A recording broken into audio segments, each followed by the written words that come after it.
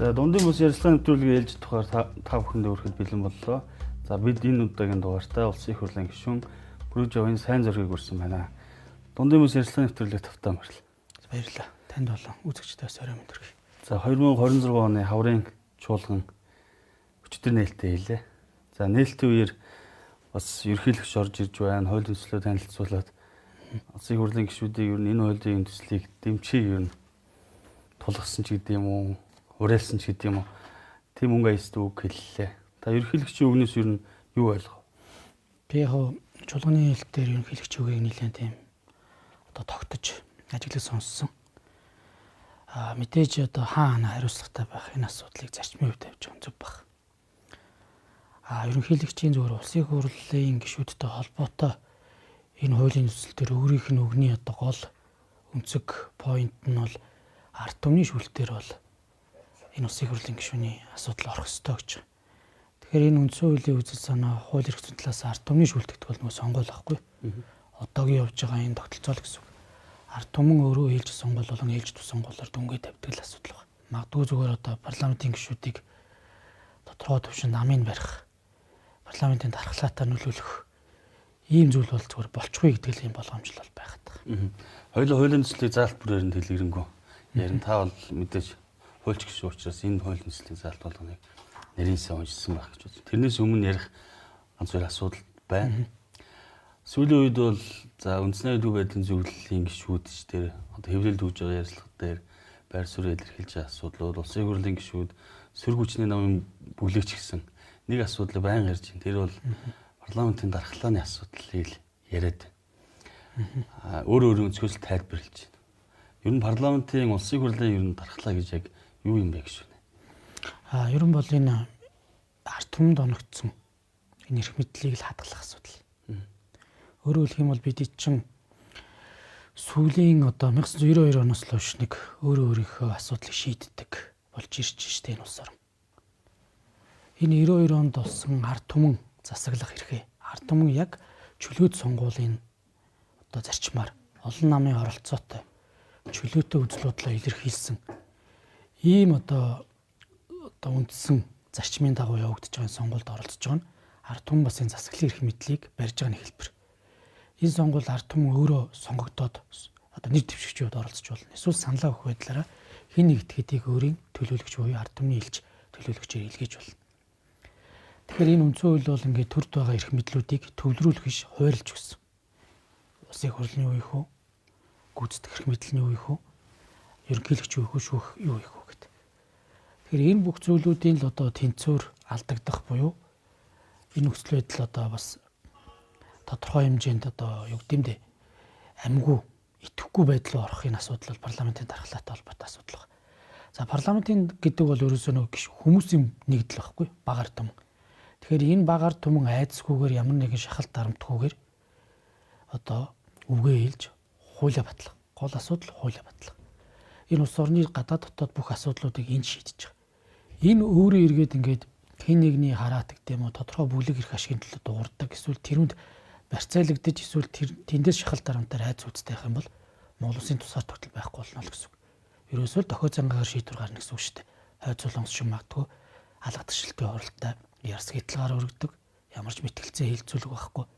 Тэгээ би юу хэлэх гээд байна гэхээр Монгол Улсын энэ өнөөдрийн яг өөртөөхөө асуудлыг шийдэд явж байгаа энэ асуудал дөнгөж 92 оны үндсэн хуулиар баталгаажаад 34-5 жил явж байна. Энээс арай бидэд уйдаг байстэй. Энэ эрх чөлөө, энэ тусгаар тогтнол энэ зүйлээс уйдаг байх гэж би бодож байна. Тийм учраас эрх мэдлийг тодорхой бүлэг гэдэг юм уу нэг этгээд төвлөрүүлж энэ геополитик болон хоёр супер павер гэж хэлэх үү те ийм хөршийн дунд байж энэ парламентын дархлаа бол Монгол улсыг цаашдаа ирээдүг л маш олон зүйл дээр л авч гарч байгаа шүү дээ. Янз янзын шахалт дарамтууд гадаад харилцаа талаас ч ирдэг. Энэ дээр бидэд парламентээр л аваа гардаг. Тэгэхээр бас иргэд маань нэгэнт өөрт нь олгогдсон энэ эрх мэдлийг хэн шилжүүлэх үү гэдэг зүйлийг 92 оны үндсээр тодорхой заасан.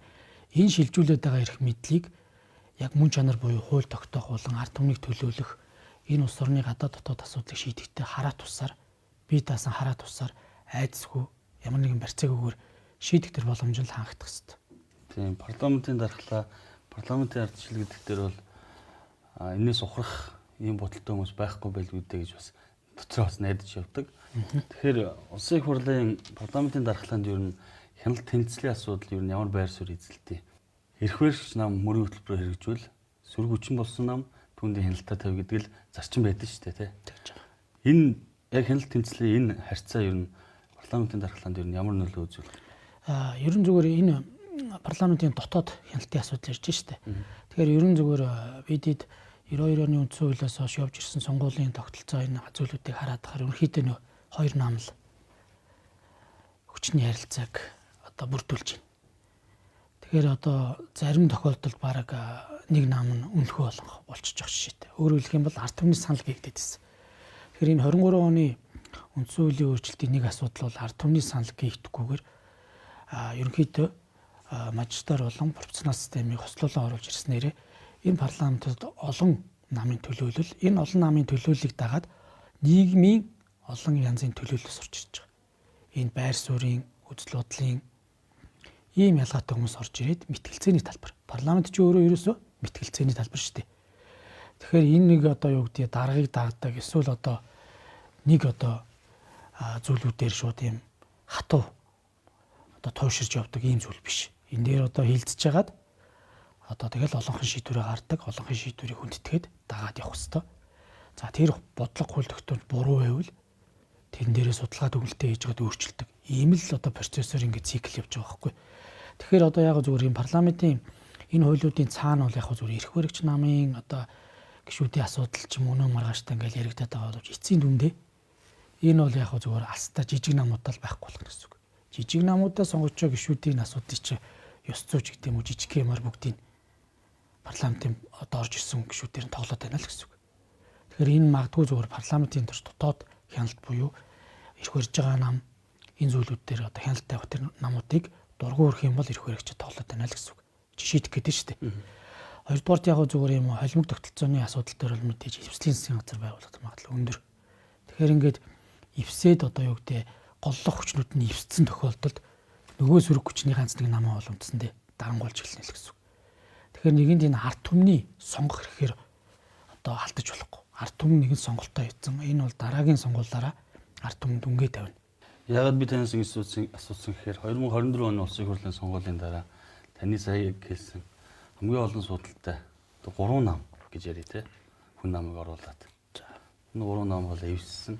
Тэгээ ингээд зарим гишүүд 118-ын том бүлэг үүслээ.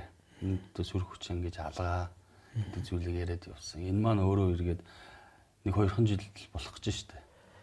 Яг хөө зүгээр нэг талтаа бас дангаараа байгуулад явж болно.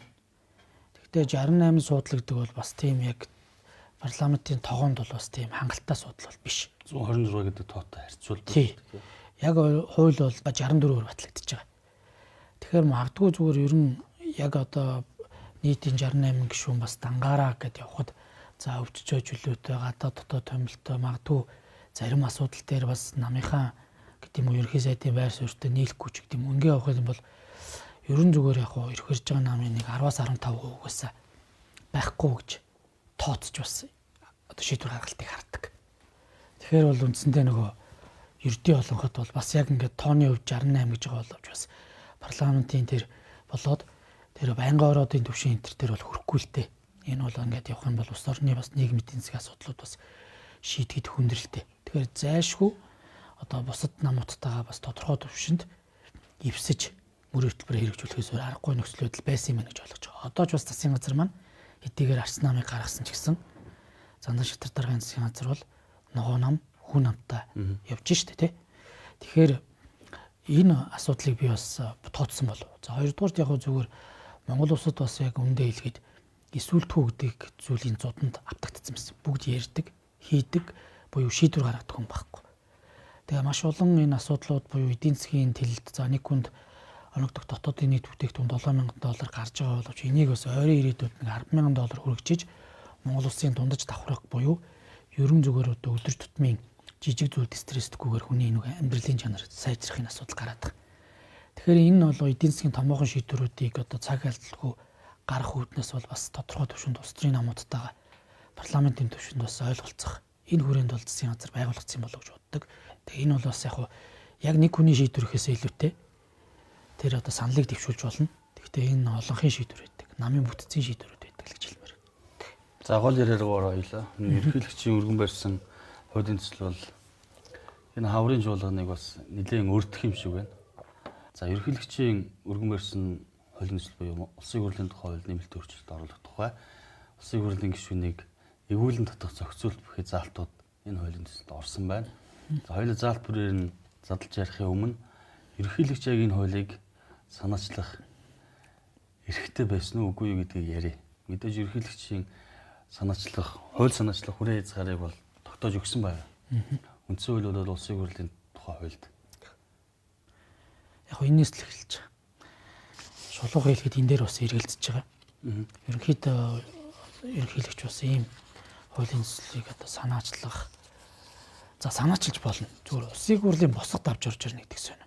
Бусад гишүүдийн төр бол энийг ч юм уу засгийн газар дээр хатуу барьж байгаа шүү дээ. Буцааж байгаа санаачлах хэрэггүй байна гэдээ явж байгаа. Тэгэхээр энээсээ эхлэж явах тийм эргэлзээтэй байдал байна.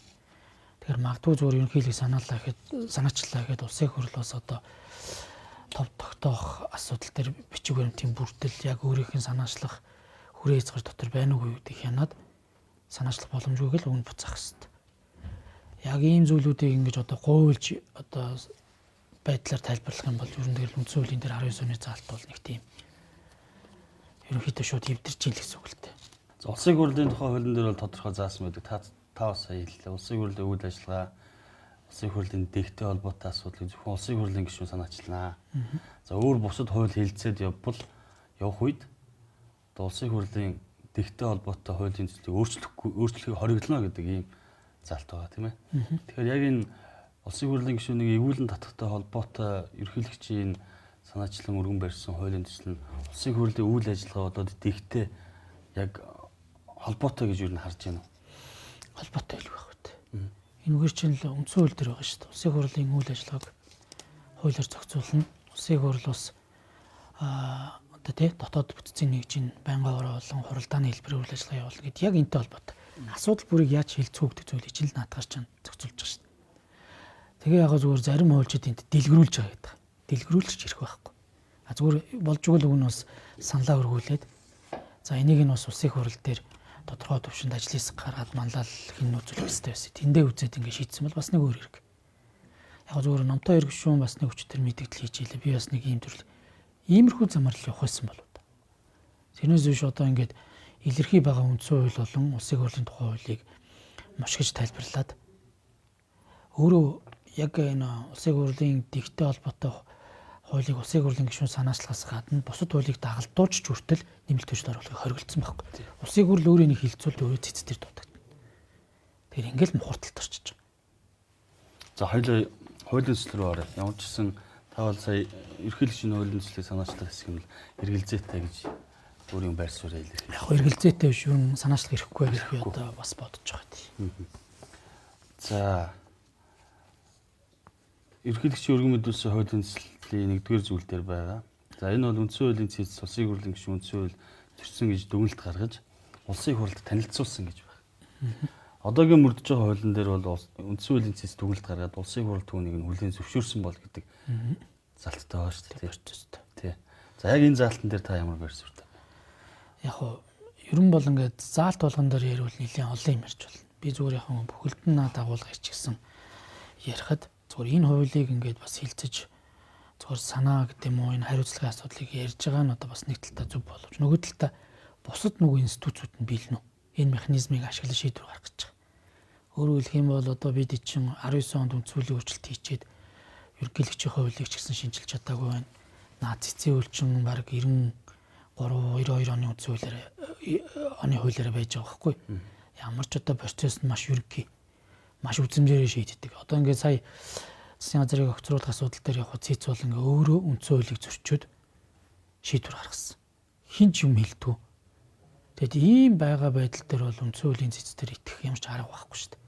Тэг өнөөдөр улс төрийн томилгоо нь дээж өгөхөөс 3 ерөнхийлөгчөөс 3 улсын хурлын дарга Улсын хурлаас 3 гэж байгаа боловч за шүүх бол ямар хөө байдалтай байгаа вэ? Тэгээ одоо яг энэ улсын хурлын гишүүний бүрэлдэхүүнд байгаа хүмүүс би ер нь бүгдийг тань. Бүгдийг яаж иймэрхүү ямар замналаар дэшээ ингэж гарч ажиллаж байгаа ч мэднэ. Цэцгийн бүрэлдэхүүнд. Тэгэхээр энэ цэцэд бол ямар ч итгэх байгаа байхгүй. Цэцгийн энэ хууль тогтоомжийг өөрөө цэгцэлжиж бас явах хэрэгтэй. Энэ цэцгийн эрх зүйн байдлын тухай хууль, цэцэд маргааны шийдвэрлэх тухай хууль энтрийг тодорхой төвшөнд явахгүй бол цэцэгдэг чи өөрөө эргээд үндсэн хууль рүү халддаг дураараа авиралдаг нэг юм субъект гарлаа штэ. Тэгээ бид эдийн нөгөө буруу ойлголт яваад байгаа. Үндсэн хуулийн цэцгийн дээр хөх тэнгэр байдаг гэд. Үндсэн хуулийн цэцгийн дээр үндсэн хууль байдаг. Тэднүрт ингээд тийм нэг хэмжээшгүй буюу үндсэн хуулийг дураараа тайлбарч үндсэн хуулийг дураараа хэрэглэж шийдвэр гаргах юмыг олгож байгаа юм шиг бид эд ингээд дэгсдүүлсэн байхгүй. Тэгээ манайхан ч нөгөө тийм зарим иймэрхүү юмдаа их одоо цаад ухагдахыг ойлгохгүйгээр ингээд туушраад ярьж илээд байгаа. Тэгэхээр яд наадах залт бол одоо үндсэндээ ийм хүлэн зөвшөөрөх байдалгүй байгаа. Ус төрөөс хараад ийм цэцэр шийдвэр гаргуулна гэдэг бол сая тэгээ засгийн газрын огцрол шийдвэр дээр одоо олон нийт ч гэсэн харсан шүү дээ. Засгийн газрыг одоо шийдвэр гараагүй байж яхад маргаан үсгэж чинь цэцэд тийм ирэх мэдэл байхгүй. Өөрөөр хэлэх юм бол цэцэд урьдчилан хяналт хийдэг зүйл байхгүй. Цэцэд зөвхөн одоо тухайн тэр албан тушаалтны үйлдэл төгссөн эсвэл албан одоо улсын хурлын хууль, улсын хурлын шийдвэр гарсан тохиолдолд хяналтдаг. Тэгээд хоёр өөр гормоор явдаг буюу улсын хурлын жишээ нь шийдвэрийг цэцэх хянах юм бол дунд судлалын уралдаанаар хэлцээд их улсын хурал төр дүгнэлтийг нь хүлээн зөвшөөрөх шийдээд их судлаар эцэлэн шийддэг. За албан тушаалтных их судлаар хэлцэж бол гэтэл холиод гаргаж байгаа байхгүй. Гиг зэрэг иймэрхүү нөхцөл байдалтай ийм улаан цагаандаа гарсан. Одоо Монгол улсын үндсэн хууль заасан бас суурь зарчмыг бас их л эвгүйг анхуулсан гэж би ойлгодсон шүү дээ. Энэ өөрөө нөө цагаан дээр хараар бичигдсэн учраас би зөрөгтэй яриад байгаа. Хожим нь угаасаа энэ чи ярина шүү дээ. Судалдаг, ярьдаг институт нь ярина. Яг манай энэ асуудлаар жишээ нь Европын улс орнуудад бүр зарим нь үндсэн хуулийн эрх зүй судалдаг институтууд бүр эрдэм шинжилгээний үйл гараад бүр яригдээд эхэлсэн бэл. Германы манай кейс дээр. Тийм манай кейс дээр болсон үйл явдлууд дээр. Тэгээ ийм л байдалтай байгаа учраас би бол наазаалт ч одоо бас том эрсдэл гэж л харж байгаа. Үндсэн хуулийн цэцгийн гаргаж байгаа шийдвэрүүд дээр сэтгүүлж байгаа хувьч гэсэн эргэлзээтэй явдаг л да. Жишээ нэг асуудал дээр 3 өөр шийдвэр гаргасан тохиолдлууд байгаа. Одоо засгийн газрын гишүүн, улсын хурлын гишүүний ажлыг давхраа гүйцэтгэх асуудал дээр жишээл 3 өөр шийдвэр гараад явсан асуудал байдаг. Үндсэн хуулийн цэцгийн тухай болон цэцэд маргааны шийдвэрлэх ажиллагааны тухай хуулийн шинжилсэн хариуцлагын төсөл өнгөрсөн парламент үед мөнх хөргөл гишүүн ажлын хэсгийг ахлаад хэлц хэсгийг баг дэмжсэн билүү тэг санаж байна. Тэг яг дараагийн их хурл гараад хуулиараа тохиолдлууд бүгд буцаагдсан. Бүгд буцаагдсан. Тэгээ одоо энэ хуулийн дээр яг цэцгийн асуудал хөндөгдөө гараад ирэхээр та яагаад энэ хуулиудыг оруулж ирээд шахаад явахгүй вэ? Яг би бас нөгөө улсын хурал дээр тодорхой ажлын хэсгүүд гараад байгаа зүгээр саяны хэсэг чинь энэ хуулийн чинь бүлгийн дарга Мөнхбаатар дарга бас ахалж ирсэн санагдаж байна. За өмнө нь бас заавчлаараа би бас нэрийн сандгүй ингээд гişүүдээр байгаа ажлын хэсэг бол ажиллаад байгаа. Би яагаад наад хуулийн чинь мэдчихээн гэхээр хууль зүйн дотоод хэргийн амьдрал анх хуулийн боловсруулсан юм баггүй. Тэгээ манай яамны цолмон гэд одоо шинжээч ахлах шинжээч байсан.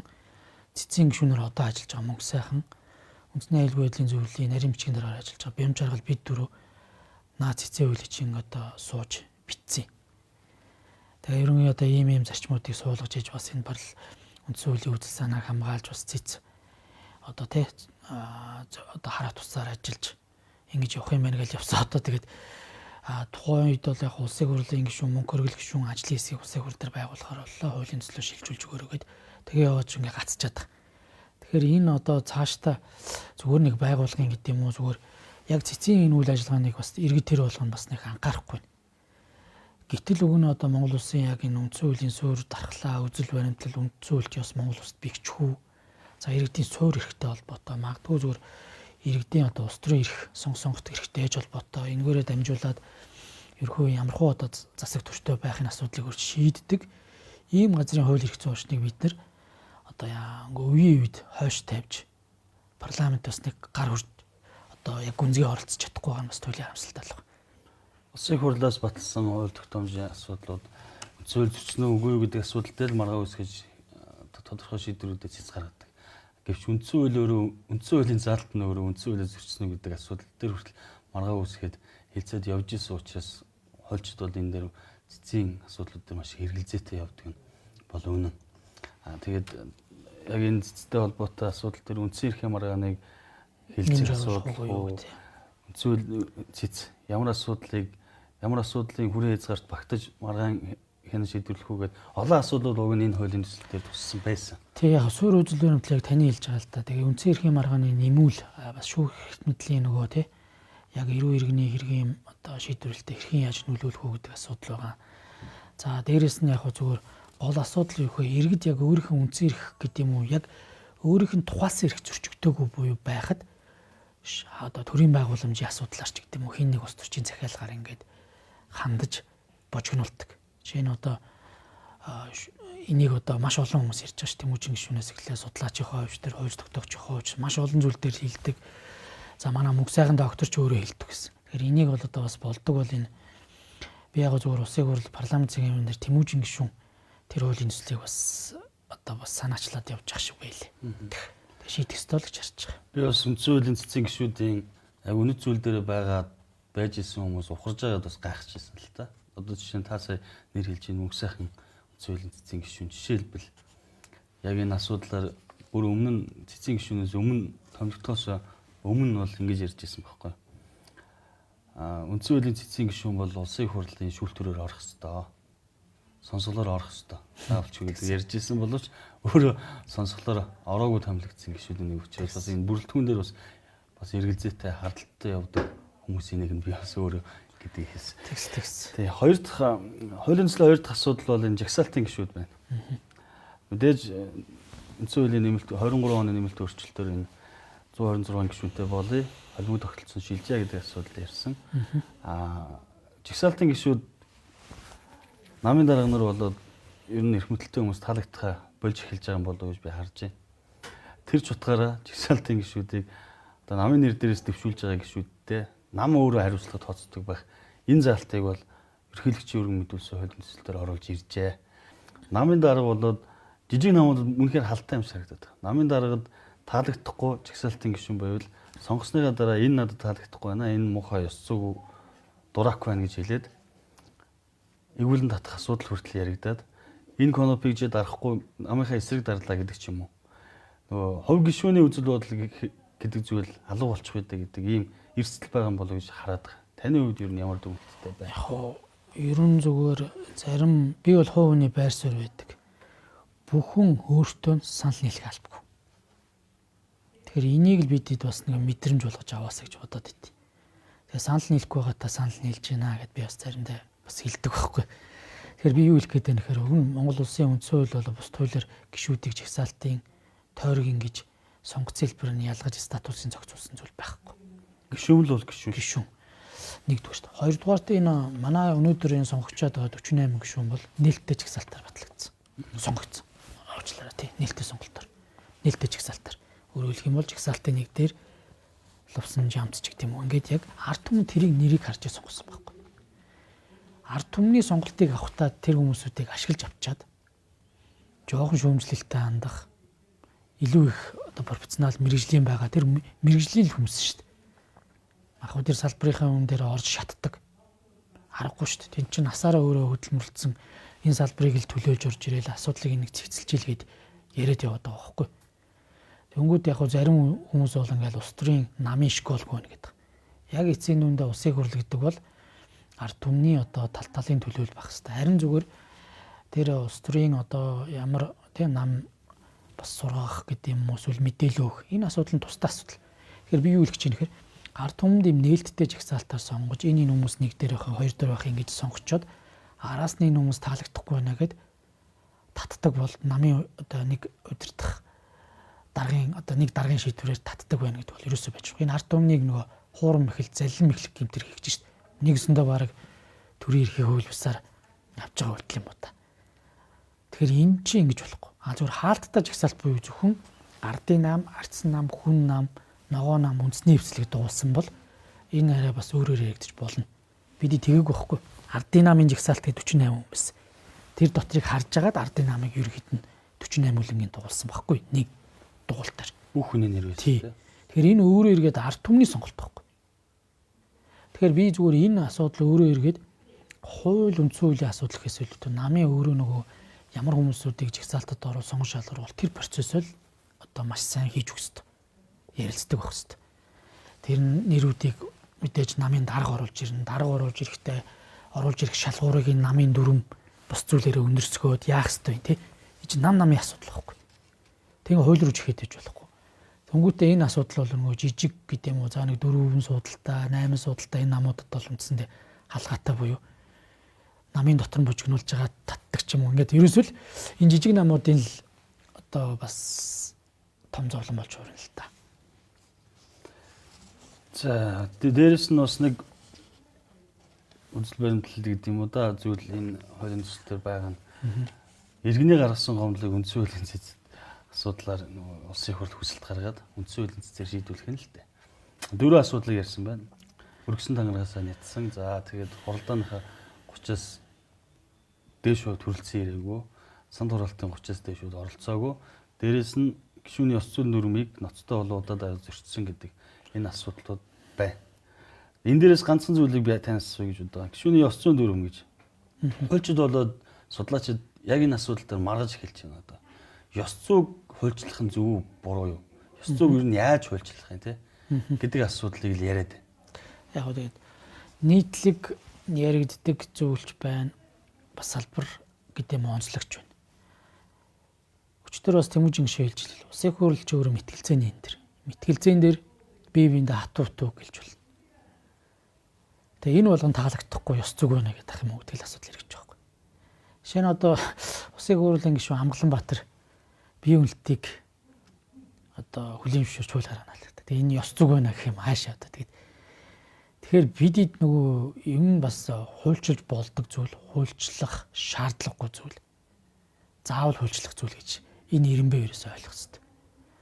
Ёс зүйг ерөөсөө хуульчилж болохгүй. Ёс зүйг ингэж тодорхой одоо юу гэдэг талууд тэр ёс зүйн дүрмийг барья гэсэн хүмүүс хоорондоо тохиролцож яг зүгээр улсын хурлын тогтоолын хэмжээнд гаргадаг. Дүрм журам гэдэг нэр томьёоны цаад ялгаан тэр байхгүй. Дүрмийг бол одоо жишээ нь за ийм имийг тавуулаа тохирж дагж мөрдөн шүүгээ тохироод баталж байгаа. Хин нэг итгээдээс биш. Дүрм журам гэдэг бол өнгөсөндө захиргаалалтын шинжтэй. За хин нэг ирэх бүхий итгээд нь батлаа. За энийг та нар мөрдөн шүү гэж бодож байгаа. Тэгэхээр энэ асуудал одоо бас яг хэцүү. Таны одоо харах үнцэг, таны одоо бас үзэж сонссон зүйлээр уг асуудал жишээ нь ёс зүйгүй гэж бодож байгаа зарим нь жишээ нь энэ бол бас одоо хүний суур асуудал штэ гэдээ ярьж болно. Жишээ нь одоо магадгүй үр хөндлөлтийн асуудлыг ингээд мэтгэлцэн гарлаа гэхэд зарим нь бол энэ чинь ёс зүйн асуудал болохгүй. Зарим нь бол энэ чинь эмгтээчүүдийн эрх ч юм уу наад цаана гэдэг юм. Тэгээ энэ болгон зүйлүүдийг чи ёс зүйтэй зүйл ярьж ийн ёс зүйгүй зүйл ярьж ийн гэж хэлж болох. За эсвэл одоо жоохон одоо бие биентэйгээ мэтгэлцээний үед чи одоо мангартаа дэч гэдэг юм болчихэр ингээд явах уу. Ийм зүйлээр ингээд парламентын одоо асуу дархлааг одоо ингэж маш хэврэг болгож болохгүй л дээ. Тэг яг хөө зүгээр тодорхой төвшөнд хүмүүний харилцаанаас байна. Бие биенээсээ дараа нь гар бариад уучлалт гуйчих харилцаач байна. Эн чинь тэгээд яг эцсийн дүндээ эн чинь нөгөө мэтгэлцээний талбар за эргээд эн чинь үзэл бодол байр суурь хинээс ч одоо хараад тус илэрхийлэх энэ талбар дээр бол одоо бас бүх зүйлийг хайрцагч ийн гэдэг бол бас за яадаг юм бол тоо. Тэг яг би бол хэлээд байгаа шүү дээ. Зүгээр ингээд ийм гişүүдийн ганц нэг нэр дуртаад байгаа боловч яг алстаа бол энэ бол сөрөг хүчнээ байхгүй болгоно л гэсэн үг. Сөрөг хүчний жижиг намуудыг л дугуулах хэрэгсэл болоод хуурч шүү дээ. Одоо ийм төрөний хуулиар ярьсан те улсын хурлын тухай хууль дээр улсын хурлын үйл ажиллагаа дэвтэй холбоотой асуудал зөвхөн их хурлын гишүүн санаачлна. За өөр хуулийн хэлэлцэж байгаа нөхцөлд дэвтэй холбоотой хуулийг өөрчлөх энэ асуудлыг бол хоригдлно гэж тас хоригдсан байна. Ерөнхийлөгчийн өргөн барьсан хуулийн төсөлтөөр хамт өргөн мэдүүлсэн хуулийн төслүүдийг би харсан. Энэ дээр бол улсын хурлын нэг тогтоолын төсөл явж байна. За хууль батлагдсантай холбогдуулан зарим авах арга хэмжээний тухай улсын хурлын тогтоолын төсөл гэж. Энэ дээр би асуудал байна гэж би зүгээр харсан сэтгүүлч байгаа хувьд. Юу гэхээр яг дэг болоод асуудлууд тэр ийм чиглэл өгсөн ч гэдэг юм уу? Энэ хэд хэдэн залтууд яваад байгаа. Улсын хурлын гишүүний ёс зүйн дүрмийг холбогдох хууль тогтоомж нийцүүлэн шинжилэн батлах гэж байгаа. За энэ бол энэ улсын хурлын үйл ажиллагаанд ихтэй шууд холбоотой юм шиг харагдаад байна. Дээрээс нь иргэний гомдлыг урьдчилан хянаа үзэх, нээлттэй хэлцэх, хэл санал хураах журмыг дэгийн тухай хуульд наривчлах. Бас дэгийн тухай хуулийг шууд хөндөж байгаа асуудал. Энэ тэгээ дээрээс нь төрийн байгуулалтын байнгын ороонд энэ асуудлыг даалгасгая гэдэг улсын хурлын тогтоолын төсөл яваад байгаа. Энэ дээр би асуудал байна гэж хараад байгаа. Яг зүгээр иргэдийн тодорхой саналаар шууд ингээд энэ асуудал үүснэгдэг бол хэцүү. За яг зарим улс оронд бол нөгөө нийт сонгогчдын хэдэн өвн санал одоо татах санал мал яасан бол гэж заалт байдаг боловч энэ бүр ингээд зогсоо зайгүй тухайн улсын улс төрийн бүжигнүүлт юм байна. За энэгээр нь татагдсан гişүүд нь байхгүй. Гэхдээ байнгын ийм процессыг өрнүүлж сөрөг хүчин эрх баригч намтайгаа ингээд тэмцэлцдэг ийм л одоо хэрэгсэл болдог. Тэгэхээр энэ нөгөө нийгэмдэх улс төрийн одоо улс төржилтийг улам л хэсгэлд. Тэгээ магадгүй одоо энэ суурь зарчим улсын хурлын төвшөнд яваад ирэхээр бусад нөгөө сонгуулийн үр дүн сонгогддог. За ерөнхийлөгч иргэдийн төлөвчдийн хурал руугаа энэ зарчим бас орж ирээ суух хэрэгтэй бол за мэдэхгүй одоо тэгээд ерөн энэ арчсан сонгуул гэдэг юм уу энэ зүйл байхгүй болох. За ялангуяа парламентын энэ арчлалаар Монгол улсын тусгаар тогтнол өнөөдөр бид асуудлаа бас нэг хинээсч асуухгүйгээр дотооддоо шийдэж байгаа энэ эрх чөлөөт байдлаас одоо алдагдана гэж би харж байгаа. Тэгэхээр бидэд одоо монголчууд арай эрх чөлөөнөөс уйдаг байна. Бидэд 92 онд дөнгөж чөлөөтөө үзэл бодлоо илэрхийлж чөлөөт сонгуульд орж хувилбартаа буюу сонгох болцоотой нэр дэвшигчдэрээс нэгийг сонгож сонгуульд орсон шүү дээ. Өмнө яадаг вэ? Нэг хүнийг л сонгодог байсан. Өмнө яадаг вэ? Үг хэлээд үзэл бодлоор хавчин шахагдаж нутаг заад цүлэгддэг байсан. Шууд намын их хурлын гадаагаараа буудулдаг байсан. Эсвэл ажил албан тушаалаар бүгд хохироод явдаг байсан. Энэ зүйлийг л буцааж авчрахыг хүсэхгүй бол бидэд энэ одоо асуудлуудыг өөрөөр шийдэх хэрэгтэй шүү дээ. Тэгэхээр энэ дараа нь бол зүгээр улс төрийн намын төлөвшөлт гэсэн нөлөөлнө. За ерөнхийд сүүлдээ яг зүгээр сөрөг хүчин эрх баригч нам гэдэг юм уу нам хоорондын асуудал биш дотор нам дотроо одоо асуудлууд ярих. Ийм зүйлүүд ингээд явах одоо намууд жижигрэж одоо явах. За магадгүй одоо ийм нөхцөл байдлаас одоо тэгээ намын одоо тодорхой төвшөнд бас одоо намайг дараа нь гарсны дараа эргүүлэн татах юм байна гэвэл намууд бараг гэр бүлийн шахуу болж хуурах. Энэ нөгөө намын дотоод арчлал гэдэг зүйл хүртэл байхгүй болно шүү дээ. Тэгээ бидэд ийм зүйлүүдээр яриад ингээд ард түмний сонголт руу хаалдах тэр зүйл рүү байж болох байх. Ерөн ард түмний сонголтын үлдээч хэрэгтэй. Ийм л зүйлийг би бас ингээд эцэстэн зүгээр яг хэлээд байгаа. Энийг нөгөө нэг тийм эсэргүүцээд байгаа биш. Мэтгэлцэж штэ. Бас нэг ийм үнцэг байна. Энэ үнцгийг харахгүй мүү.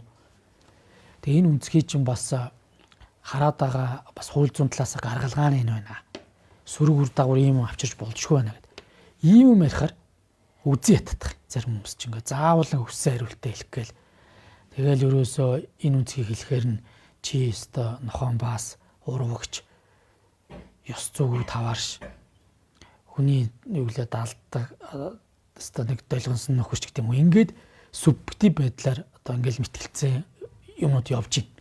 Ямар ч тийм нөгөө яг агуулгаа ярьж байгаа юм алга. Тэгээ өнөөдрийн зүгээр яг нэг улс төрийг давж гарах. Өнөөдрийн энэ нэг жижиг одоо улс төрийн зөрчилдөөн гэх юм уу улс төрийн энэ одоо халаад байгаа. Манайхан их улс төр хална гэдэг сүлийн үед ихээр юу гэсэн ч үгүй би сайн мэдэхгүй. Энийг давж гарахын тулд ингэж байшингаа нурааж болохгүй шүү дээ. Үндсэн хуулийг нурааж болохгүй шүү дээ. Энэ үндсэн хууль гэдэг чинь чимэд багшийн хэлж байгаагаар алган багтсан Монгол улс гэж байгаа. Би бол одоо яг үндсэн хуулийг бол Монгол улсын төрсний гэрчлэг гэж хэлдэг. Бусад орн тэгдэг байхгүй. Яг нэг төрслийг гэрчгэнд эцэг хийхээ нэр хаан төрсөн гэдэг шиг энэ үндсэн хууль гэдэг бол яг өнөөдрийн тусгаар тогтсон Монгол улсын ямар засаглалтай ард түмэн юуны төлөө зорж байгаа тэр идеологи тэр үзэл санаа нэн шингэсэн тийм ч хүрэмт байдаг. Энийг харин одоо өөрчилчихье. Энэний суур үзэл бол парламентын сулруулыг дархлаагийн байхгүй бол гэдэг чинь харин үндсэн хуулийн эсрэг үндсэн хуульд өргөсөн тангаргаасаа нэцэж байгаа үйл ажиллагаа байхгүй. Тэгэхээр би бол ийм юмны төлөө ингээд дэмжиж янз бүрийн байдлаар чадахгүй. Өчтөрч би хэлээд байгаа. За ийм юмны дэмжиж одоо ингээд сэхэтний орон зэг байж байгаа. Одоо бус тэр одоо занал хил дарамт шахалт тэр хэлмэгдүүлтийг амссан ч явах л гэж байгаа. Тэгээ би ч одоо нэг засгийн газрыг огцруулах санаачлаг гаргаснаас хойш одоо элдв зүйл үзэж байгаа. Байнгын сэтгэл санаа одоо бүх юмний л одоо дарамтанд явж байгаа учраас сүлдээ ч одоо ингээд зарчим дээрээ үнж байх нь миний хувьд бол хамгийн том таашаал болчихж байгаа байхгүй.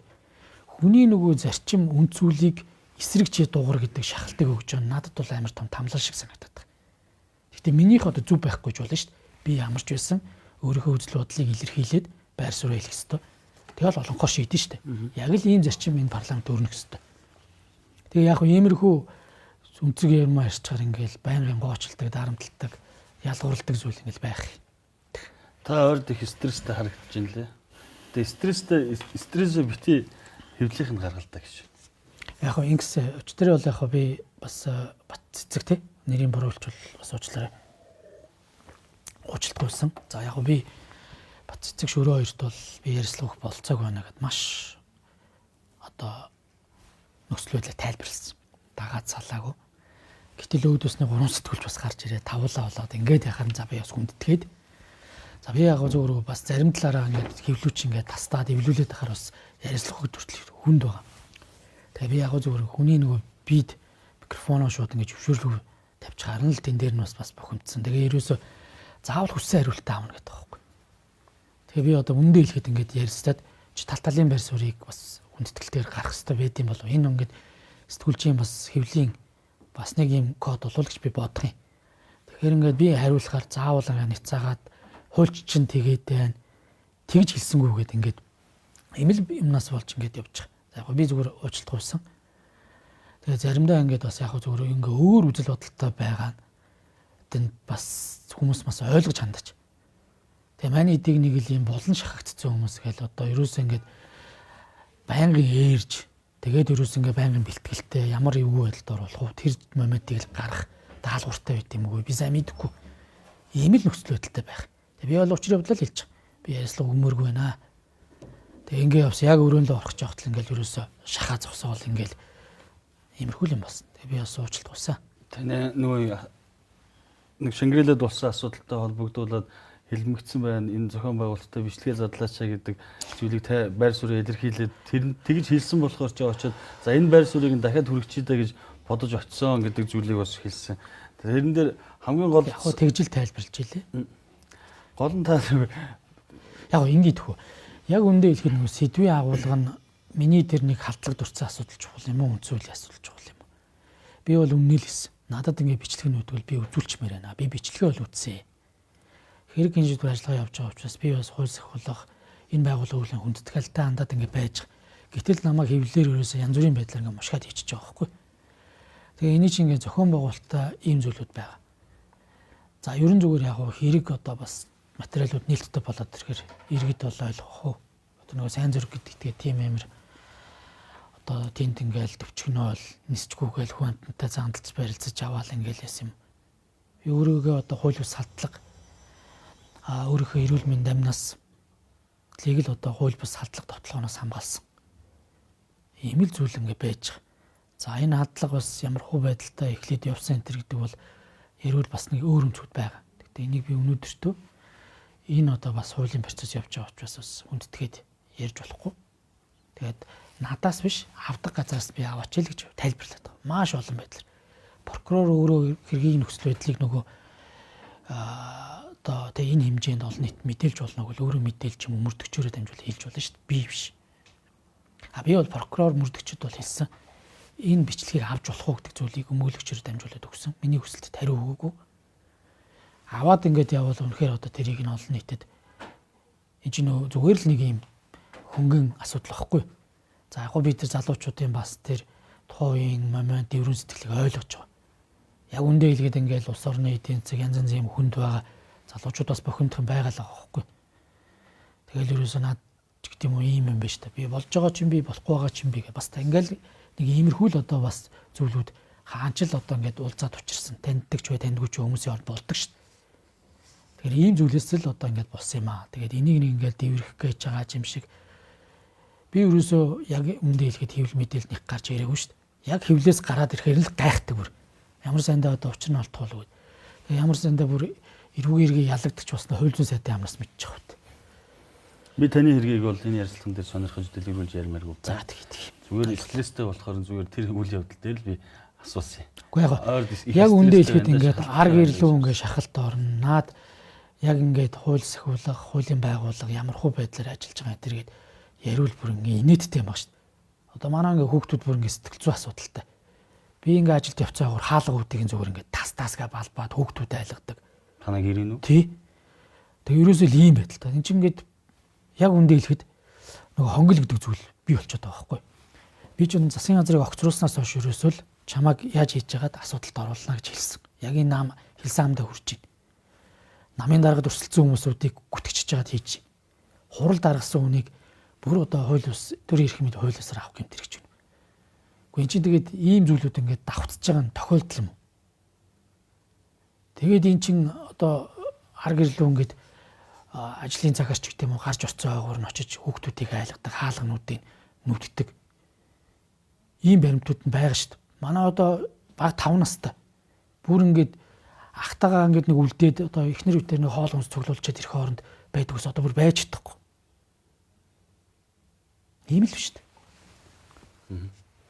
Яг тэгээд энэ асуудлууд дээр хуулийн хэлтийн байгууллага нь яваад асуудлууд нь нэг талдаа гарах байлгүй дээ гэж бодож байна. Би тэгэл асуудлыг яг зүгээр хамгийн гол хэлээд байгаа байхгүй. Өөртөө холбоотой асуудал дээр тэр прокурор зөвшөөрөөд тэр бичлэгэн гаргуул эртхэн шиг тавьсан дээр шүү гэж. Тэгээд олон нийт ч гэсэн нэг талаас харин тэрийг л үсэж байна. Харин тий. Би ингээд илүү дутуу юм ярьж явж байхаар за эсвэл одоо ингээд нэг ийм сэтгүүлч нар яасан ингээд асууж байхаар уг нь тэрийг нь ил тавиад тэр нэх одоо хэрэгт нөлөөлөө шийдвэр гаргахад нөлөөлөд ах юм байхгүй. Үүний ягарахгүй л одоо ингээд суугаад зодуулаа суучаал бичлэг байгаа. Дахиад зодуулчаад сууж яхад л ирээл мөрөгж байгаа бичлэг байгаа. Мөрөгж явахад л өөрийгөө хамгаалаад ингээд гар саруулж байгаа. Тэгэл өөр юу байгаа юм? Ийм л юм баг шүү дээ. За би зүгээр хэргийн материал гарсны дараа яг гэрчийн мэдүүлгүүдээс онцолж бас зарим зүйлүүдийг хийлнэ. Би өгнө болцоо байдаг бол одоо ч хэлмээр байна. Маш их сонь юм баг. Тийм, улс төрчдөд мэдээж хүн болгонд л хардах хэрэг байгаа. Сэтгүүлчдийг хардаж болно, сэтгүүлчд улс төрчдийг хардаж болно асуудлууд байгаа. Гэхдээ хамгийн гол зүйл нь бол улс төрчид сэтгүүлчд хоёр, сэтгүүл зүй хоёр дайсан биш шүү гэдгийг л би танд хэлээд энэ яриа ингээд өндөрлөе дөх хоёул. За тийм. Би наадахтай чинь санал нэг байгаа. Гэхдээ дайсан бишээ гэд нэг хүнжилд орч болохгүй. Эсвэл нэг хэсэг улс төрчдийн захиалгаар бусдыг намнахад ч гэдэм үү муухай харагдуулахын төлөө эсвэл нийгэмд бодит мэдээллийг тухайн улс төрийн нөхцөл байдлаас одоо тааруулж одоо манипуляц хийж дээрээс нэмэр ачир хийж эсвэл тодорхой хэсгийг хасаж хүргэж болохгүй. За тэгээ ерөөсөө л хяналтаа тавих хэрэгтэй. Эсвэл одоо юу гэдэг одоо энэ зарчим дээрээ байхын тулд дундын байр суурьтай байх хэрэгтэй л гэж би хэлэх гээд байна. Тэгэхгүй ингээ хуваагдаад шүү дээ. Энэний тэний. Би энэ зарчмыг л яриасаа ярьж чад. Хоёрдугаарт энэ би яг зүгээр таны энэ хардах гэдэг зүйлтэй бас санал нийлэхгүй байна. Сэтгүүлчд маань хэвлийнх манаас ойлгос. Одоо энийгээ болох хэрэгтэй. Сүүлдээ энэ халдварлаад ус төрчдийн амны зугаал. Би хардаж ингэж хэлж. Ийм хариуцлагагүй болчиход шүү дээ. Тэгэхээр ингээ сэтгүүл зүй бол тэр их сурвалж нутг баримтын араас аваад эрен сурвалжлах сэтгүүл зүй хийгээд баримт мэдээллийг л бодитоор нөрөх хэрэгтэй. Талуудын байр суурийг гаргаж ирж хагаад магадгүй дундын одоо дүгнэлт шүмжээ хэлж болно. Эсвэл үзэгчид дүгнэлтээ гаргаж болно. Ийм байдлаас явна үхээс биш тамхины зэг дээр гэдэг юм уу эсвэл хин нэгэн ус төрчин нийгэм сенсацийг дарах сенсац гаргаж ирж байгаа ховын мэдээллийг мэдээ болгож тавьдаг. Тэгээ энийг би танд баримт байгаа юм уу гэхээр хардах хэрэг байна. Тэгээ энэ хард түмжин ийм мэдээлэл гэж живчлээ шүү дээ. Тэгээ энэ өөрөө Монголын одоо парламент гэдэг юм уу энэ үндсэн үйлдэл ёсыг энэ иргэд одоо бас тодорхой төвшөнд амар амгалан гэдэг юм уу итгэж бас тодорхой институцтэй итгэхийн хамтдаа нурааж байгаа. Ус төрчд байна, сэтгүүлч нар ч байна. Тэгээ нэг талдаа ингээ манай ус төрч нар ингээд бохир заван ус төрчөнд амхын тулд энэ бүх зүйлүүдийг гаргуу ашиглаж байна. Яг хөө зарим нь бол ингээд редакцийн сэтгэл зүйтэй явж байхад зарим нь одоо ингээд сэтгүүлч нэрийг ашиглаж ийм зүйлүүд хийж байгаа юм болов гэж харагдахаар байдаг байхгүй. Тэгээ би яг зүгээр мэдээж энэ сэтгүүлчийн үйл ажиллагаанд хөвдөлтөй хандна. За зохисгуудын бас зүйл гаргасан бол би бас уучлалт гуйж байгаа. За баярлалаа. За энэ сэдвийг хоёулаа. Хоёулаа ерөнхийлөгч өргөн барьсан хуулийн төсөлтэй холбоотой таны байр суурийг би бас хуульчиж явд гэж ойлгож байгаа шүү гэдэг утгаараа сонслоо. Энэ хуулийн төсөлтэй холбогдвол бас нэг асуудал яригадаад байна. Тэр нь энэ хуулийн төсөл хэрвээ улсын хурлын босоод аваад за батлагдлаа гэж бодвол олон гишүүдийн нэр байна айгуулан татагдах. Хэцүү алдаагаар гэсэн одоо гэмт хэрэг нэр нь холбогдсон. За гэмт хэрэгтэн гэдэг нь хүртэл тогтоогдсон их хурлын гишүүн хүртэл байгаа шүү дээ. Энэ энэ хүмүүс ер нь бүгдээрээ татагдах нэ гэдэг ийм яриа гарч. Энэ хууль эргэж үйлчлэхгүй гэдэг зарчим энэ хуулийн дээр үйлчлэхгүй гэж асуудлуудыг бас яригдаад байна. Яг хоо тэгээд энийг мэдээж энэ асуудал бол тодорхойг харагдчихлаа. Гэхдээ би нөгөө хэлсэн шүү дээ. Энийг хилцээд ирэх нь өөрөө парламент үнцгүүл зорчих гэдэг. Тэгэхээр парламент одоо бас спикер маань хэлээлээ. Би бас манлайлалыг үзүүлж ажиллана гэсэн. Тэгэхээр тал талынхан дээр судлаач эрдэмтэд магадгүй ерөнхийлөгч хуулийг боловсруулсан судлаачид бас байлаа шүү дээ. Тэр залуучуудыг оролцуулаад намуудын гэдэг юм уу тал талын төлөөллийг оролцуулаад ажил хэсэг гаргаад бас энэ зүйлийг судлаад үзэх хэрэгтэй л гэж бодож байна. Би нөгөө эхлэх процесс нь буруу болчихоо цаашаа ингээд бас зөвтгөө ч юм уу ингүүл тэгүүл гэж ярмааргүй. Тэгэхээр өөрийнхөө нөгөө зарчим үзэл байдлаасаа ч юм уу ингээд эсрэг ирж болчих гээд байгаа байхгүй. Яг нэг талаасаа асуулт байж болох ч би нөгөө талаас субъектив байдлаар асуухгүй байгаа. Та яг объектив байдлаар ерөнхий утгаар нь асуудаг. Би одоо таны нэр яригдаад байгаа учраас энэ хуулийг эсрүүцээд байгаа юм биш үстэй гэж асуувал утгагүй байх. Энэ өөрөө нөгөө нэг парламентын ардчлал, парламентын дархлаа гэдэг бүгд институт хоорондын асуудал учраас би субъектив байдлаар асуухгүй. Зөв. Миний асуудал энэ хуультай хуульгүйгээр шүүх эцлээ ч юм уу ингэж шийдвэл асуудлууд угаасаа шийдэгдэнэ. Тэндээ битээ санаа зов. За та түрүүн сая өгнийхээ сүлд нэг зүйлийг ярьсан. Би бас тэр сэдвээр ярилцъя гэж бодож байна. Тэр бол Монгол Улсын үндсэн хуульд оруулсан 19 оны нэмэлт өөрчлөлт байна. За энэтэй холбоотой энэ өөрчлөлттэй холбоотой хуулиудыг нийцүүлэх ажлууд одоо хүртэл ингээд үргэлжилсээр байгаа. Гэхдээ нэг том хууль үлдчихэл нэг сураг нь бол 2021 он 22 он хавцаа гарсан. Тэр бол ерөнхийлөгч өөрөх нь хууль. Ерөнхийлөгч Монгол Улсын ерөнхийлөгчийн тухай хууль гэж байна. Тэр бол 2019 оны үндсэн хуульд оруулсан нэмэлт өөрчлөлттэй нийцүүлээгүй. Одоо ямар ч хүн ороод legal info руу ороод хараад ерөнхийлөгчийн тухай хууль гээд сөрч хийгээд хайхад одоо жишээлбэл Монгол Улсын үндсэн ерөнхийлөгчийг 4 жилээр сонгоно гэдэг заалт нийцэлтэй байгаа шүү дээ. Тэгтэй байгаа. Ингээ зөрчилдөд байгаа. Тийм зөрчилж байгаа. Яг хөө тэгэл үндсэн хуулиа дагах учиртай учраас ингээ 6 жилээр асуудлууд ярьж байна. Яагаад Монгол Улсын ерөнхийлөгчийн хуулийг үндсэн хуультай нийцүүлэхгүй байна гэж та харж байна? Яг 19 оны үндсэн хууль батлагдаад 20 онд Улсын хурлаас үндсэн хуульд нийцүүлж ямар хууль тогтоомжуудыг ямар цаг хугацаанд хэн оруулж ирэх вэ гэдэг өөрчлөсөн. За энэ үрээндээ бас засгийн газарт даалгасныг хууль бол ерөнхийлөгч хууль байсан. Тэгээ манай хууль зүйн дотоод хэргийн яам тухайн үед боловсруулад энэ ерөнхийлөгчийн хуулийг засгийн газарт танилцуулаад ингээд дэмжигдсэн. Тэгтээ тэгээд бас улс төрийн тодорхой шалтгаануудаар энэ хууль ерөөсөө улсын хурал парламент орж ирж хилцэгдэг. Ийм л зүйл байгаа. Яг гоо зүгээр энэ бол нэг институт хоорондын асуудал байхгүй. Хүмүүсийн хооронд ерөөсөө асуудал биш. Хүмүүсийн зүгээр жоохон зөрүүтэй байр суурь тухайн үед л яригдж байгаад өнгөрдөг. Тэр зүйлүүдээс сургамжаас энэ институт хоорондын харилцааны асуудлыг яаж баланстай одоо үндсүүлийнхээ үзэл санаанд нийцүүлж хойшлох вэ гэдэг асуудал. Тэгээ одоо манай жишээ нь ерөнхийлөгчийн бас онцгойныг бүр ирэх асуудал хориг тавих үед байхгүй. Тэгэхээр одоо жишээ нь бусад оронд бол хориг тавих асуудлыг тодорхой болгож өгдөг. Жишээ нь цэцэн шийдвэрийг хүлээж авах хэсэх, хин нэг албан тушаалтныг томилж хүлээлгэх асуудал дээр хориг тавьдаггүй. Чимбийн Хөрлбаатар баг жишээ нь шадар сайдаар илүү томилогдож байхад Баттулга ерөнхийлөгч хориг тавиад энэ бас болохгүй байхгүй. Ерөнхий сайд болон парламентын бүр ирэх. Тэгвэл томилгоо болгон дээр хориг тавиад субъектив байдлаар хандаад байвал эн чинь бүр утга алдсан шүү дээ. За тэгээд ерөнхийлөгчийн сонгуулийн 5-ыг зарлах шийдвэр улсын хурлын шийдвэр дээр хориг тавьдаггүй. За дээрээс нь нөгөө шинээр сонгогдсон ерөнхийлөгчийн бүрийн эрхийг хүлээмжширж баталж байгаа хууль дээр одоо ажиллаа өгч байгаа ерөнхийлөгч хориг тавьж болдгоо ч гэдэг юм уу. Гиг зэрэг энэ зүйлүүдийн тодорхой болгох. За улс төрөөс буусны дараа хязгаарлалтууд юу байж болох вэ? Монгол улсын төрийн тэргүүн байсан учраас энэ бусад оронд нөгөө ерөнхийлөгчийн бүрийн эрх тус сургууль хүндэтгэлтэйгээр бодог. Ерөнхийлөгчийн нэрмжит заавал том бүтээн байгуулалт хийдэг. Тэгэхээр энийг нь ерөнхийлөгчийн институцаа тохирдог байхгүй. Жишээ нь одоо ингээд ерөнхийлөгчтэй зориулж театр байрах, ерөнхийлөгчийн нэрмжит одоо тодорхой соёлын гэдэг юм хүүхд залуучууд зориулсан тийм бүтээн байгуулалт хийх ч гэдэг юм. Улс орон харилцаа адилгүй. Гиг зэрэг наазахын ингээд бүх зүйлүүдийг бас юм зохицуулсан хууль бол байсан. За мэдээж одоо яг ерөнхийлөгчийн хуультай холбоотой бас нэг бол үндэсний аюулгүй байдлын зөвлөлийн статусын гэдэг юм уу тэрний бас зохион байгуулалтын асуудал ч байсан. Өнөөдөр яаж ийм нэхэр одоо Монгол Улсын гүйцэтгэх эрх мэдлийг одоо ерөнхий сайд өдөр тутам энэ аж ахуй үйл ажиллагаа төрийн үйл ажиллагааг авч явж байгаа мөртлөө ерөнхий сайд бол яамдуудад дэмжигдээгүй асуудлуудаа ингээд сухандаа яаж аваад ерөнхийлөгч улсын хурлын дарга руу бариаг өвчтдөг, тэргээр лоббиддаг. Тэнгүүдэд энэ үндэсний аюулгүй байдлын зөвлөлийн шийдвэр гаргаад ингээд асуудлуудыг ингээд өөрөөр шийддэг. Тэгэхээр уг нь бол ингээд үндэсний аюулгүй байдлын зөвлөлөөр хилцүүлэх асуудлуудыг ямар асуудлыг ерөнхийлөгч ямар асуудлыг ерөнхий сайд оруулдаг байх уу гэдэг зүйлийг ингээд тодорхой болгоод үндэсний аюулгүй байдлын зүйлийн нарийн бичгийн даргаыг жишээ нь ерөнхий сайд санал болгох ёстой гэдэг хөлбөрч хөтөл байгаа байхгүй. Энийг манай судлаач мөнх сайхан бүр хатуу ихтгэл уншилтгаар надад зөвлөж ирсэн. Гэх зэрэг уг нь ингээ хууль нь бол бэлэн байгаа.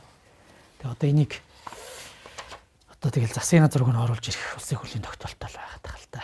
Улсын хурлын тогтоолтой байгаа. 2021 онд хууль зүйн дотоод хэргийн яамн дээр энэ хуулийн үндэслэлийг боловсруулсан. Та бол төрийн нарийн бичсэн баха. Тий. Би яг энэ хуулийг бичсэн үү? Бичсэн. Манай их хүчч байхгүй. Би өөрөө яг гардаж өөрөө бичээд тэгээд бас нэг одоо мэрэгжилтэндээ харуулад бас одоо тий үүсгийн алдаа найруулга энэ төр чи бас хөндлөнгийнүүдээр хар дараа нь судлаач мөнх сайханд бас танилцуулж бас үнцүүл ирэх зүгээр нэлээд яадаг гэдэг энэ санал зөвлөмжийг авсан. За үүний дараагаар ингээ олон нийт бол яамнуудаас саналыг аваад ерөнхийлөгчийн институтээс саналыг аваад тэгэл бэлэн болоод зогссон доо. Засаг газар танилцууллаа. Тухайн үед ерөнхийлөгчийн тухай хуулийг боловсруулаад 2021 он баха би тэгсэн чинь 22 онд хавар хилцүүлнэ гэдэг зүйлийг бол тухайн хууль зүйн дотоод хэргийн сайд хэлж ийсэн. Яг ерөнхийлөгчийн хууль дээр ямар зохицуултууд байна вэ гэдэг би тухайн үед сурвалжлага хийж ийсэн. Тэгээд тэр сурвалжлага тантай ярилцсан юмыг сэргээж харсан. Яг таны хэлдэгтэй холбоотой энэ хоригтой холбоотой асуудлууд байна. Тэр мөнх сайхан доктрийн танд зөвлөсөн гэдэг шиг үндэсний аюулгүй байдлын зөвлөлийн нарийн бичгийн даргаыг ерөнхийлөгчнээс одоо танилцуулснаар болоо санал болгосноор болоо ерөнхий сайд гар үсгийг зурна гэдэг зохицуултууд хүртэл байсан. Тэр бол сонин зохицуултууд их байсан юм байл. Одоо жишээлбэл хамгийн сүүлд ихэд тийм зохицуултыг би байсан гэж санаад байгаа. Монгол Улсын засгийн газрыг огцруулах улсын хурлын тогтоол дээр ерөнхийлөгч хориг тавихгүй байх заалт байсан шиг санагдаад байна. Яг хоригийн асуудал нэрвчилж бол зохицуулагддаг. Яг хөө тэр үйл дээр бол ингээд тодруулчих. Энэ зөвхөн засгийн газар ч өөрөө улсын хурлаас мандат авч байгуулагдж байгаа байгууллагад хариуцлага тооцож байгаа нь ерөнхийлөгчийн бүр ирэх асуудал, хориг тавих асуудал биш байхгүй. Өөрөө энэ дээр ингээд хориг тавих асуудал байгаад ирэх юм бол эн чинь сүүлдээ ингээд засгийн газар нь ямар нэг байдлаар цаг хожих шаардлага гарвал ингээд ийм институт хоорондын юм явуул явах вэ гэдэг асуудал. Харамсалтай нь бол сая тийм жишг гарсан. Гэхдээ яг энэ хоригийг бол хилцүүлээгөө буцаад татцсан. Ийм л зүйл байна. Ерөнхийлөгчийн тухай хуулийг үндсэн хуультай нийцүүлэх байгаа бас нэг шалтгааныг ерөнхийлөгч 6 жилийн бүр ирэх хугацааг дуусгаад дараа нь юу хийх вэ гэдэг асуудлыг энэ хуулийн дээр тодорхой тусаж өгсөн. 5 жилийн хугацаанд нам дэлсэхгүй. 5 жилийн хугацаанд намын гишүүнчлэлээ сэргээхгүй. Гадаад дотоодын хөрөнгө оруулалттай байгууллагад ажиллахгүй гэдэг зохицуултууд байсан. Тийм. Энэ зохицуултууд ерөнхийлөгчийг энэ хуулиа үндсэн хуульд нийцүүлэхгүй байх шалтгаан болоод байгаа юм биш үсттэй. Яг хөө тийм шахуу. Тэгээ яг энийг бол бас одоо шийдэл явах бах. Тэгээд гол асуудал яг ерөнхийлөгч өөрөө нам бос байдаг. Ерөнхийлөгчийн тамгын газар хэсэглэн нам бос байх. Зохицуулж ийн бас яригдчихсэн. За дээрээс нь яг зөвхөн ерөнхийлөгчийн албан тушаалын бүр ирэх дуусгар усны дараа хязгаарлалтууд яах вэ гэдэг зүйл байна. Одоо ингээд буцаад нэг ус төрдөө орж ирээл ингээл явдаг. Энд чинь төрийн дэргүүний статус шүү дээ. Тэгэхээр энэ өөрөө эргээд бас зохимжгүй маа л гэж үтсэн. Тэгээ бас тодорхой хэмжээний төрийн бүх нууц мэдээлэлүүдтэй харьцаж байгаа учраас гадна дотны компанид ажиллаж болохгүй. Ялангуяа яг төрийн дэргүүний нэг эдийн засгийн баталгаа олгож үндэсний аюулгүй байдлын зөвлөлийн бас зөвлөх гишүүнээр байдаг энэ төр гэдэг энэ зохицуултын хууль дээр бас орж ирсэн. Тэгэхээр бид чинь нөгөө тэгхгүй болохоор нэг ерөнхийлөгч маань гараа авцсан баг энэ тэнэгөө бахан лекц уншаал явах шүү дээ. Одоо тэгээд их орондоо ч ирдэггүй. Ийм байх юм. Нэг ерөнхийлөгч маань буугаал улсын хурлын гишүүн болцсон л байна. Одоо тэгээд мэдэхгүй. Бас нэг ерөнхийлөгч маань гадны байгууллагад тузын гишүүн болцсон юм. За тэгсэн тий. Хөрөнгө оруулалттай компани тузын гишүүн. Ингээд яг энэ нөгөө бидний нөгөө амьдрал дээр байсан л энэ практик кейсүүд дээр л бас дүгнэлт хийгээл яаж одоо бас энэ ард түмний төр итгэлийг нэмэгдүүлэх чиглэлээр юм аа хөөлөгдөг зүйлүүдийг ингээд тухайдаа боловсруулсан.